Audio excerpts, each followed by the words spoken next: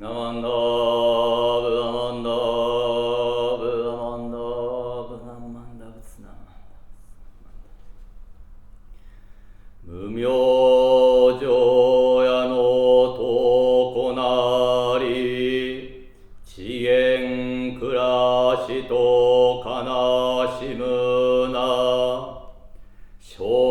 じ大海の選抜なり在所もしと投げ飾れとナマンダブランマンダブラマンダウツナンマンダウツナンマンダ。皆様おはようございます。こんにちは、こんばんは。先ほど拝読させていただきましたお言葉は今日の御三代というお言葉でございまして、今日のお話のテーマとなるお言葉でございます。このお言葉は親鸞上人、浄土真宗をお開きになられた親鸞上人がお書きになられた御阿山というお歌のうちの一つでございます。無明定屋の灯火なり知見暮らしと悲しむな生じ大海の選抜なり在所重しと投げ飾れ。本日はこの無明定屋の灯火なりということについてお話しさせていただきたいと思います。無明定屋といういきなり難しい聞き慣れない言葉が出てまいりましたが、この無明という字は明かりがないと書きます。仏教ではこの明かりがない状態、無明という状態のことを物事の道理を正しく捉えることができない状態と言います。この私は物事の道理を正しく捉えることができないゆえに悩み、苦しみ、不安を抱えます。そして思ってはいないことも言ってしまったり、してはいけないと分かっていることもしてしまったり、そして人を傷つけ、また自分自身もそのことによって傷ついてしまう。そしてまた悩み、苦しみ、不安を抱えていく、そういった境涯がこの私の境涯であるということです。そしてその無明定夜、定夜長い夜ということ、これはここでいう長いというのは長い短いという意味の長いではありません。この長いの意味はいつ終わるとも知れないという意味です。つまりこの私はいつ終わるとも知れないこの長い夜の闇のような中で不安や悲しみ、苦しみを抱えながら生きている、そういった存在であると、ここ無明定屋という言葉には表されておられます。明かりがない夜というのは非常に不安なことだと思います。私がドイツに来て初めての年末12月24日クリスマスイブの日ですね。その日私は町の方へ夜ご飯を食べに出かけていました。そしてご飯も食べ、いつものように電車に乗って家に帰ろうとしたところ、その乗った電車がなんと私の家の最寄り駅の一駅手前までしか動いてなかったんですね。なぜかと言いますと、ここドイツではクリスマスの時期というのは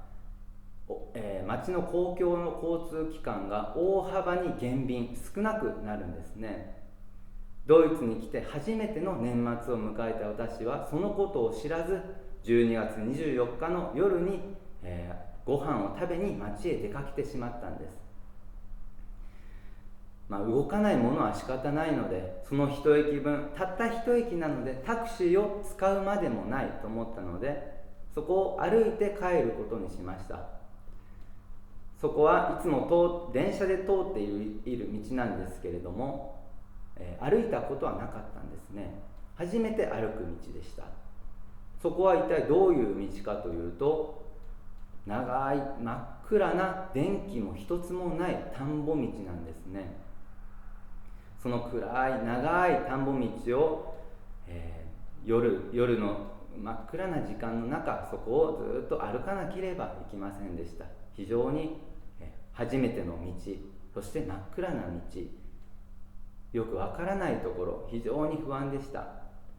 ですが、その不安を少し和らげてくれたものが私が持っていた携帯電話でした。今、携帯電話、スマートフォンにはこの私が今どこにいるのか分かるその GPS 地図の機能があります。それを見ると、今私はこんなところにいるのか、あと500メートルほどで知っているところに出る、あと10分ほど歩けば明かりがあるところに出る、そういったことがその地図、携帯電話の地図を見れば分かるんですね。その地図を頼りに私は今自分が一体どういったところにいるのかというところを頼りにしながら歩いておりました。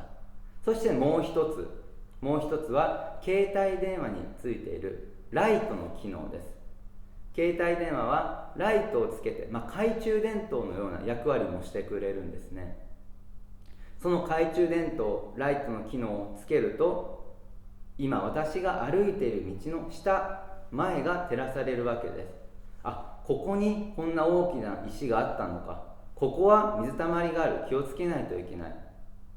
そういったところを携帯電話のライトで照らしながら気をつけて歩くことができました。この地図の機能、そしてこのライトの機能、この2つの機能があったおかげで、私が初めての真っ暗な道を歩くその心は少し和らぎました。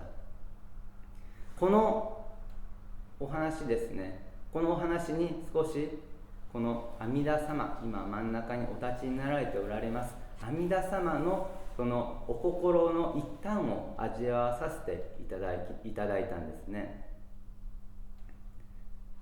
先ほど親鸞上人のご阿参読ませていただきました。その中にこの私は夜の闇のような中の人生を生きている、不安の中の人生を生きていると申させていただきました。今まさにこの世界中に蔓延しておりますこの未知のコロナウイルスというこのウイルスは私たちにとって未知の存在であり、一体どのようになっていくかわからない、そういったところが私たちの不安を煽ります。ですが、この先がどうなっていくかわからない、そういった不安というのは何も今このコロナウイルスのこの時期だけではありません。この私たちが生きているこの人生そのものが一瞬一瞬が初めての、私にとって初めて経験する時間です。その一瞬一瞬初めて経験する時間の中で、1時間先にはどうなるかわからない、ましてや10秒後にはどうなるかわからない、そういった不安の中で私たちの命というのは成り立っておるんですね。今不安という言葉を言いましたが、もちろん物事がうまくいっているときは不安を感じることはあまりないかもしれません。ですが、私が言うことではないかもしれないんですけれども、私たちの人生というのはうまくいくこともあればうまくいかないこともある、嬉しいこともあれば会いたくなくても悲しいことに会わなければいけないのがこの私たちの人生であります。そんな不安の中を今私たちは生きているわけでございます。家にトイレットペーパーがあまりなければ、もしかしたらデマだと分かっているけれども、もしかしたら街にあるトイレットペーパーがなくなってしまうんじゃないか、そしてうまくトイレットペーパーを買えたとしても本当にこれで足りるのかなと不安になります。この私たちは物事の道理を正しく捉えることができないゆえに、悩み苦しい不安を抱え、それを繰り返していく、まるで長い長い闇の中にいるような人生を今生きております。しかしそんな不安の中、そんな不安な人生を生きるこの私だからこそ、この私たちだからこそ放ってはいけない、安心せよ、必ず救うと常にその大きなる灯火で私たちの人生を照らしてくださり、寄り添ってくださっているのがこちらの阿弥陀様でございます。阿弥陀様は私たちのこの暗闇の不安の中の人生を照らす大きなる一つの灯火となって、今この私たちに寄り添ってくださっておられます。携帯電話がこの私のいる場所をその地図によって知らせてくれたように、今この私は物事を正しく捉えることができない、そういった苦しみ悩みの人生を今生きているんだ、そういったことを知らせてくださり、そしてその携帯電話がこの私を照らし、私の行く道を照らしてくれたように、阿弥陀様はこの私の行くこの人生を照らし、そしてこの私そのものをそのお慈悲の光で照らしてくださっておられるのです。この携帯電話の話に阿弥陀様のお心の一端を味わわさせていただきましたと言いましたが、もちろん違うところもたくさんあります。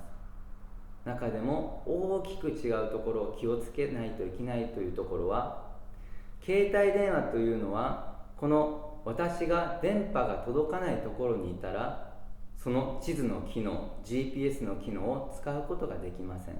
またもし携帯電話の電池が切れていたとしたら、その携帯電話は機能することがありません。しかしこの阿弥陀様という仏様は、私がここにいるからお前を救うことはできない、私がこんな時代にいるからお前を救うことができない、そういったことを言うような仏様ではありません。このご三代の中にありました「灯火」という字、この字を親鸞上人はさらに詳しくおっしゃっております。親鸞上人はこの「灯火」という字を常の灯明を灯という、大きなる灯明を子というとおっしゃっておられま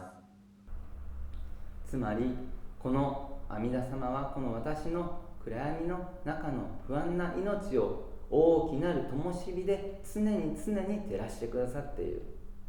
いつでもどこでも使えることができない携帯電話であります。しかし阿弥陀様という仏様はいつでもどこでもこの私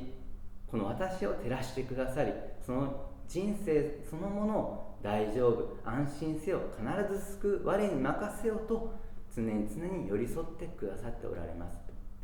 日本語には一寸先は闇という言葉があります。このごばさんを聞かせていただくと、一寸先が闇ではなく、今まさにここが不安の闇の真っ只中にあるということを知らされます。しかし私が今この不安の真っ只中にいるからこそ、その阿弥陀様の救いというのは今私に届いており、そしてまさに阿弥陀様のそのお働きの真っ只中にこの私がいるということを知らせてくださるのです。この人生、辛いこと、嬉しいこと、悲しいこと、苦しいことたくさんあります。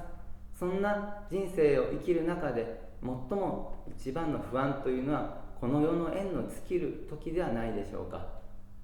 しかしこの私たちはこの世の縁の尽きる時、ただただ虚しくその命を終えるんではない、大きなる常なる灯火でこの人生を照らしてくださったその阿弥陀様がお作りになられたお浄土という仏様の国に必ず生まれさせていただくという人生を今こうして歩まさせていただいておるのです。我に任せよ、必ず救うというその阿弥陀様のお働きは今もうすでにここに届いております。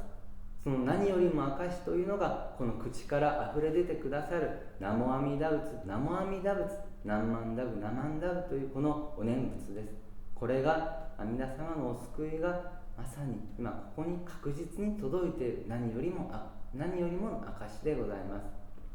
そのお念仏を申させていただく日暮らしを送らせていただく中で、この私の命は決して虚しく終える命ではなかった、必ずお浄土へ生まれさせていただく命であったと味わわさせていただきながら、この人生を送らせていただくことでございます。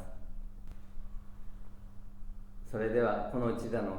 寛容は拝読のご文章、蓮如上人がお書きになられたお手紙、ご文章を読まさせていただきたいと思います。